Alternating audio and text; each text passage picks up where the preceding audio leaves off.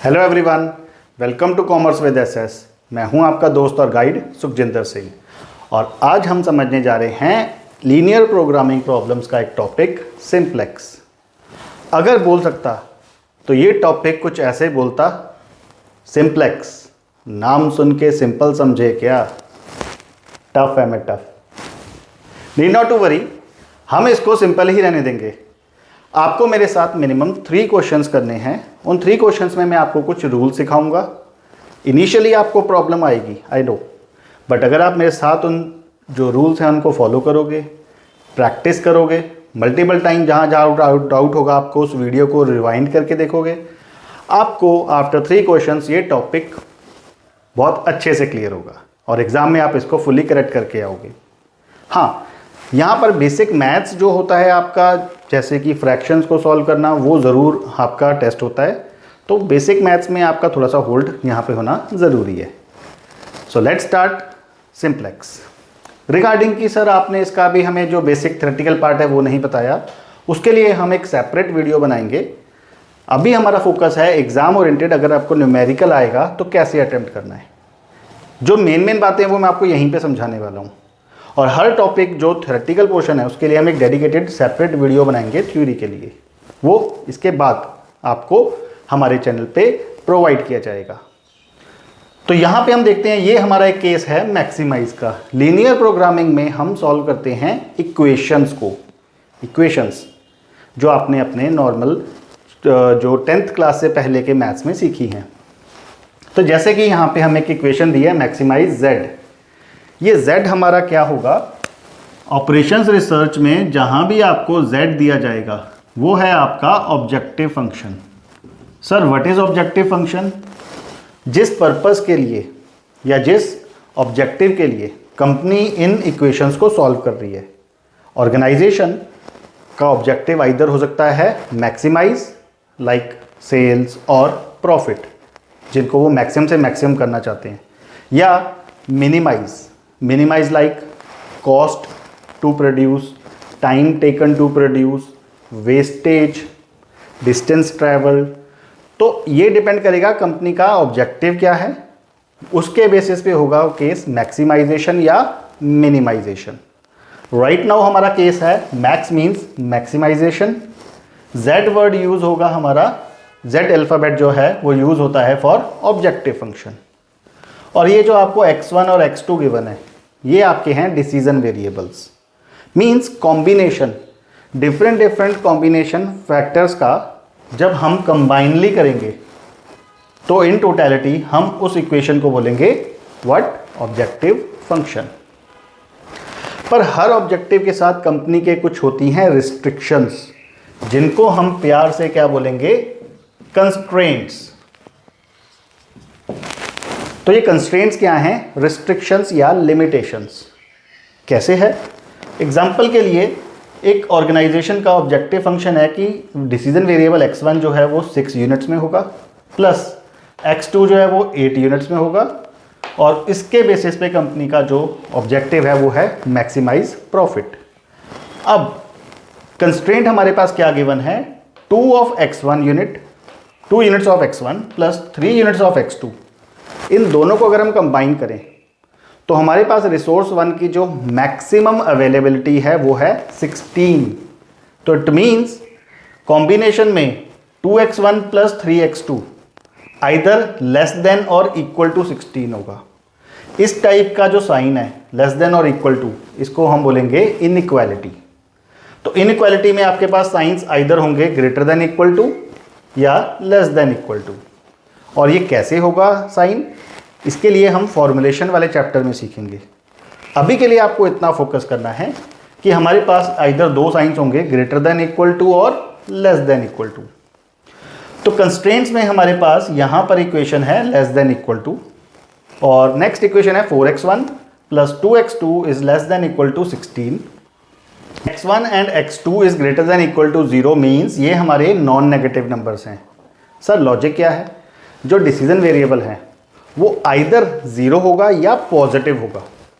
ये नेगेटिव में होना पॉसिबल नहीं है, बिकॉज आप जो प्रोडक्शन करोगे अपने फैक्ट्री में, या तो आप अगर आपका फैक्ट्री प्रोडक्शन प्रोसेस में है तो कुछ नंबर ऑफ यूनिट्स प्रोड्यूस करोगे पॉजिटिव, या अगर आपका फैक्ट्री शटडाउन हो गया तो number of units quite possible कि आपका हो जाए 0, बट इन नेगेटिव प्रोडक्शन करना is not possible.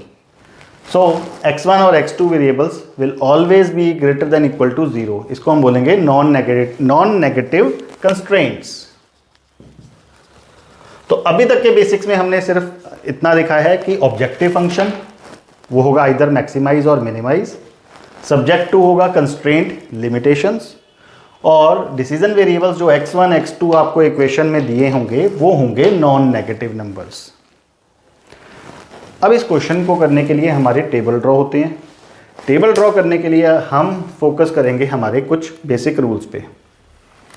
In basic rules को आपको फॉलो करना है through out the simplex table. जो भी आपके नंबर्स में बनेंगे आइदर 2 टेबल और 3 टेबल और जितना भी. तो सीपी हम बोल रहे हैं, आप नोट करो, contribution per unit. Contribution means profit. एक वेरिएबल पर हमें पर यूनिट का जो प्रॉफिट है उसे हम बोलेंगे कंट्रीब्यूशन पर यूनिट, जिसको मैंने सीपी नेम से डिनोट किया है. कुछ बुक्स में इसको सीजे कुछ ऐसे भी लिखा जाता है. इट इज़ इमटेरियल, आप जो मर्जी साइन यूज़ करो, आपकी चॉइस है. वो दोनों जो पॉइंट्स हैं वो सेम होंगे. GP means total profit. और ये टोटल प्रॉफिट कैसे आएगा? Quantity into CP. मीन्स जो हमें कंट्रीब्यूशन पर यूनिट गिवन है उसको हम मल्टीप्लाई करेंगे क्वांटिटी से, और ये क्वांटिटी हमें क्वेश्चन में गिवन होगा.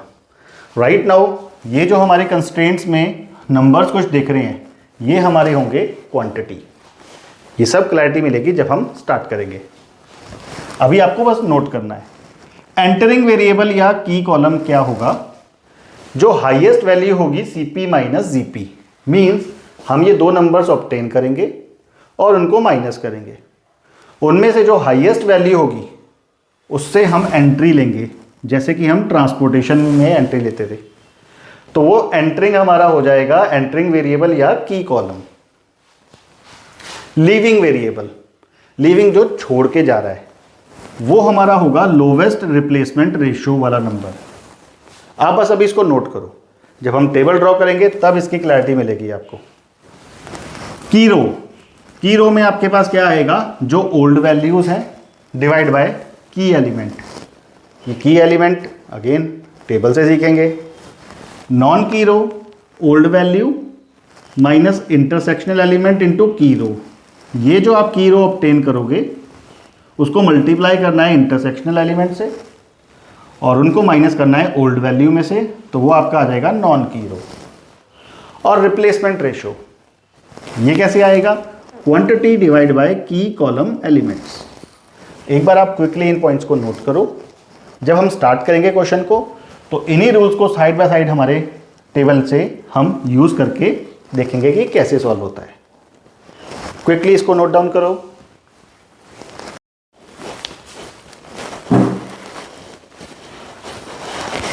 नेक्स्ट जो हमारा एक इंपॉर्टेंट पॉइंट है वो है स्लैक वेरिएबल. ये स्लैक वेरिएबल्स क्या हैं? थ्योरेटिकल पार्ट में कवर होगा. राइट नाउ आपको फोकस करना है. Slack variable means unused resources. जो हमारे वेस्ट पड़े या अनयूटिलाइज रिसोर्सेज हैं उनको हम इंट्रोड्यूस करेंगे इक्वेशंस में. कौन सी इक्वेशन? जहाँ पे इक्वेशन होगी आपके पास लेस देन इक्वल टू की, जैसा कि ये केस है. यहाँ पे इक्वेशंस में लेस देन इक्वल टू का साइन है, तो यहाँ पे हम क्या इंट्रोड्यूस करेंगे? Slack variable. स्लैक वेरिएबल का कोएफिशिएंट मतलब नंबर वो होगा 0 किसमें? ऑब्जेक्टिव फंक्शन में, और 1 कोएफिशिएंट होगा यूनिटरी मैट्रिक्स फॉर्म में कंस्ट्रेंट्स में. डोंट वरी, मैं सब समझाऊंगा, आपको बस अभी इसको नोट डाउन करना है. तो जो मैंने यहाँ पे एक वर्ड यूज़ किया है यूनिटरी मैट्रिक्स, ये क्या होता है? सपोज करो आपका जो मैट्रिक्स है उसमें 1 0 0 1 गिवन है. मीन्स जो डायगोनल एलिमेंट्स हैं ये हैं 1, रेस्ट ऑल एलिमेंट्स क्या हैं? 0. इसको हम बोलते हैं यूनिटरी मैट्रिक्स फॉर्म. और सपोज करो आपका जो मैट्रिक्स का ऑर्डर है वो है 3, तो 1 0 0 0 1 0 0 0 1. जहाँ पर डायगोनल एलिमेंट्स आपके क्या हैं? डायगोनल एलिमेंट्स हैं आपके 1 और नॉन डायगोनल बाकी के एलिमेंट्स क्या हैं? 0. इस टाइप के मैट्रिक्स को हम बोलते हैं यूनिटरी मैट्रिक्स फॉर्म. जैसे कि रो 1 कॉलम 1 नंबर 1, रो 2 कॉलम 2 नंबर 1, रो 3 कॉलम 3 नंबर 1, रेस्ट ऑल क्या है 0। रो 1 कॉलम 1 1, रो 2 कॉलम 2 1, रेस्ट ऑल क्या है 0। इस टाइप के मैट्रिक्स को बोलते हैं यूनिटरी मैट्रिक्स फॉर्म। तो 1 कोएफिशिएंट कंस्ट्रेंट्स का होगा यूनिटरी मैट्रिक्स में, और ऑब्जेक्टिव फंक्शन में कोएफिशिएंट स्लैक वेरिएबल का होगा 0। अब हम इक्वेशंस ड्रॉ करना सीखते हैं, ये इक्वेशंस कैसे बनेंगे। तो हमारा क्वेश्चन था मैक्सिमाइज z, ये इक्वेशन हमें गिवन है। आपको चेक करना है आपके पास कंस्ट्रेंट्स कितने गिवन है। नंबर ऑफ कंस्ट्रेंट्स मींस जो आपकी कंडीशंस गिवन है, रिस्ट्रिक्शंस, वो कितनी गिवन है 2। 1 इक्वेशन 2 इक्वेशन। तो जो कंस्ट्रेंट आपको इक्वेशंस में गिवन है वो है 2। तो इट मीन्स हम कितने यहाँ पे वेरिएबल इंट्रोड्यूस करेंगे स्लैक के 2। तो एक नोट आ गया हमारे पास, slack variables to be introduced equal to the number of constraints. तो इट मीन्स अगर आपके पास 2 कंस्ट्रेंट की इक्वेशन है तो स्लैक वेरिएबल कितना होगा 2, बिकॉज स्लैक वेरिएबल किसके इक्वल होगा नंबर ऑफ कंस्ट्रेंट्स के। और अगर सपोज करो यहाँ पे एक और थर्ड इक्वेशन भी गिवन होती तो स्लैक वेरिएबल कितने इंट्रोड्यूस होते 3। वो हम नेक्स्ट क्वेश्चन में देखेंगे। राइट नाउ हमारे पास 2 इक्वेशंस हैं तो स्लैक वेरिएबल इंट्रोड्यूस होंगे ओनली 2। और वो कैसे होगा, हम लिखेंगे z is equal to 6x1, ये सेम कॉपी होगा, plus 8x2 plus slack variables हम कितने इंट्रोड्यूस करने वाले हैं 2, बिकॉज इक्वेशंस कितने हैं 2। स्लैक वेरिएबल को हम डिनोट करेंगे s1 एंड s2 से। तो 0s1 0s2। सर आपने 0 क्यों लिखा, बिकॉज आप चेक कर सकते हो स्लैक वेरिएबल जो इंट्रोड्यूस होगा वो 0 कोएफिशिएंट होगा ऑब्जेक्टिव फंक्शन में। ये z हमारा है ऑब्जेक्टिव फंक्शन। तो जब भी आप ऑब्जेक्टिव फंक्शन में स्लैक वेरिएबल्स इंट्रोड्यूस करोगे उनका कोएफिशिएंट मतलब नंबर क्या होगा 0। Next subject 2। तो सब्जेक्ट 2 में आपके पास इक्वेशन है 2x1 प्लस 3x2। अब इसको हम बोलते हैं इनइक्वालिटी। इनइक्वालिटी मतलब यहाँ पर लेस देन इक्वल टू का साइन है, उसे हमने क्या करना है इक्वालिटी में लाना है। इनइक्वालिटी को इक्वालिटी में लाना है। तो कैसे लाएंगे, स्लैक वेरिएबल लाएंगे और 1 कोएफिशिएंट यूनिटरी फॉर्म में। तो इट मीन्स मेरे पास यहाँ पे भी 2 स्लैक वेरिएबल इंट्रोड्यूस होंगे s1 एंड s2, और नंबर्स क्या होगा 1 0। और ये किसके इक्वल होगा, ये इनइक्वालिटी कन्वर्ट हो जाएगी इक्वालिटी में, जो बन जाएगा is equal to 16। Next same equation pick करेंगे हम 4x1 plus 2x2 plus 0s1 plus 1s2 is equal to 16। बच्चों अगर आप नोट करो यहाँ पे 2 ऑर्डर था मैट्रिक्स का, तो 1 0 0 1। तो 1 और 0 के कोएफिशिएंट में हमने यूनिटरी मैट्रिक्स में इंट्रोड्यूस किया है हमारा स्लैक वेरिएबल। सब्जेक्ट 2 के बाद हमारी कंडीशंस हैं क्या, where x1 x2 decision variable, s1 s2 slack variables are greater than equal to 0। Because ये क्वेश्चन था लेस देन की इनइक्वालिटी वाला, तो यहाँ पर हमने स्लैक वेरिएबल इंट्रोड्यूस किया और इन सब वेरिएबल्स की जो वैल्यू क्या होगी वो होगी ग्रेटर देन और इक्वल टू 0। तो पहला काम जब आपको सिंप्लेक्स वाले क्वेश्चंस में करना है, आपको गिवन प्रॉब्लम को ऐसे इक्वेशंस में कन्वर्ट करना है। इसकी क्लैरिटी के लिए अभी मैं ये क्वेश्चन सॉल्व नहीं करा रहा हूँ, मैं आपको क्विकली इसी में एक ऐड ऑन एक और इक्वेशन ड्रॉ करने का कंसेप्ट बता रहा हूँ, फिर अगेन हम इसी क्वेश्चन को स्टार्ट करेंगे।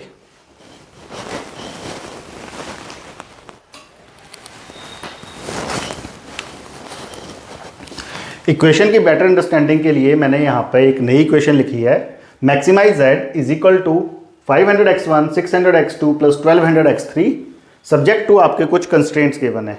एक बार आप इस इक्वेशन को देखो और ट्राई करो अपने लेवल पे इसकी इक्वेशन बनाने का, फिर हम इसको मैच करते हैं।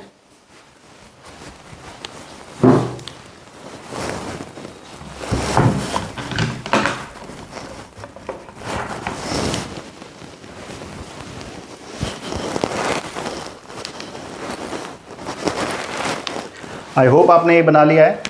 तो एक बार हम चेक करते हैं।